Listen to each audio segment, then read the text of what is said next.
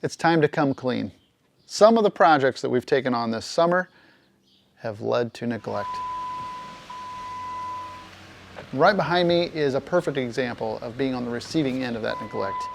It's our empty Amazon box holder that we keep in the garage. A couple years ago, I did a video where I showed that I tried to stretch a little more time out of the already old batteries in our Club Car DS here. Well, they don't take a charge anymore and this thing's completely dead, but I've got an interesting solution that is just a little bit different. It's kind of new and I'm hoping it's going to be better. So well, if you stick around, I guess we'll find out. Dig Drive DIY. So this is a 1992 Club Car DS 36 volt electric golf cart. And I spotted it out behind a neighbor's barn. It was back in the weeds next to the woods. I asked him if he'd be interested in getting rid of it. He said, you can have it, which is a pretty good deal.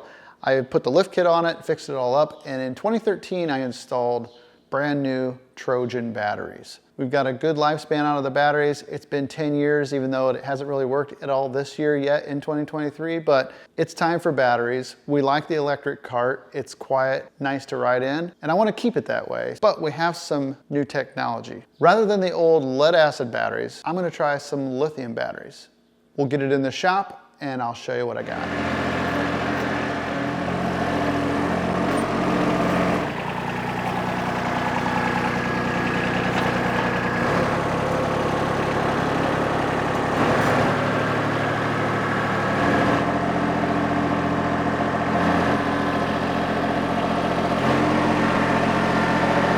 So lithium conversions have been around for a little while now, but to me it feels new because I've never seen one. It just seems like a really practical way to breathe new life into an old golf cart. There are lots of electric carts with worn out batteries that can be found pretty cheap, so this might be a great way to start a project. And there are lots of choices out there too for lithium, but I decided to work with the folks at Big Battery. We will be replacing the 6-volt Trojan batteries with two 36-volt big batteries. The old system was wired in series by connecting battery to battery, and the combined voltage of 6 times 6 got you the 36 plus total volts. With the new system, we wire the batteries in parallel by connecting each battery to a distribution hub. So actually you can use one battery or two or three, it doesn't matter since we can wire them in parallel and maintain our voltage. Supposedly, only 2 batteries now can do more work than the 6 lead acids. So I can't wait to see how they compare and how the cart performs after this improvement. So obviously the first big advantage we're going to witness is weight savings. If I'm getting rid of 6 batteries and only putting 2, that's kind of obvious. And when you trim down the weight, you can go faster and you can go for longer durations of time. But the next big advantage I'm looking forward to enjoying is eliminating the constant battle with corrosion from those lead acids. It seems like no matter how hard I try, I cannot get those batteries from corroding the terminals off and destroying anything that is ferrous metal inside the cart body. The lithium should virtually eliminate all that nasty corrosion fungus that always seems to grow in the terminals.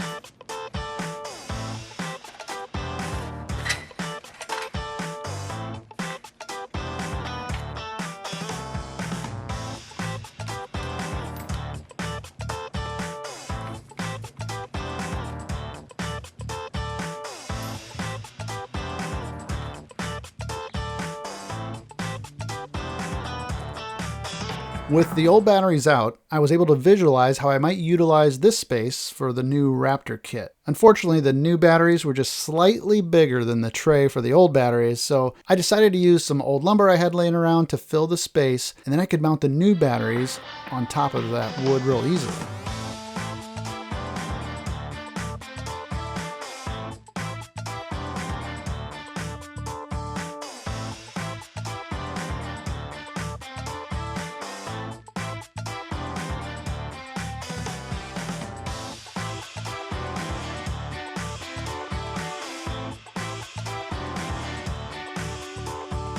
So even when our old batteries were new, you would notice that as they started to discharge, the cart would just keep getting slower and slower because the voltage would drop. And they say that lead acid batteries can only discharge up to 50% before they start shortening their lifespan or suffering possible internal damage. Lithium batteries aren't that way. They don't behave in the same way either, and they maintain their voltage more steadily throughout their state of charge percentage curve. You can see it in this graph right here. So a couple other things I was impressed with is that Big Battery lithium products feature a 10-year full repair and replacement warranty, and they have full lifetime tech support and customer service too. That's a big plus in my book. So these guys stand behind their product, and I won't have to worry about another set of batteries until I'm in my mid-50s or late 50s. My gosh.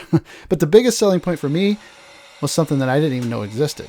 They have a battery management system they call BMS that protects the battery from short circuit, over or under voltage, over current, over and under temperature, and this is the part I didn't even know it existed. They have internal fire extinguishers. So that gives me good peace of mind. So as I might have mentioned, I'm installing their 36 volt Raptor kit, which comes with the bus bar for parallel wiring, a digital capacity meter, the charger itself, and then all the wiring and connections to make it work. These are Anderson connectors for each battery, which makes it really easy to get it all connected. Overall, I'm just really impressed with how these things are built and how easy it is to get working once you have the batteries and all their stuff mounted up. The most time-consuming part of the install was cutting the lumber and installing the boards, because the actual wiring was quick and easy. The positive leads go to the positive side of the bus bar, the negatives go to the other side. Then on my cart, once you remove the original charger port connections from the wiring, all you have left is the positive and negative leads that go to the controller, which then go to the motor. So you hook these two positive and negative leads to the output side of the bus bar, and you're all set, good to go. Don't forget to hook up that capacity indicator too.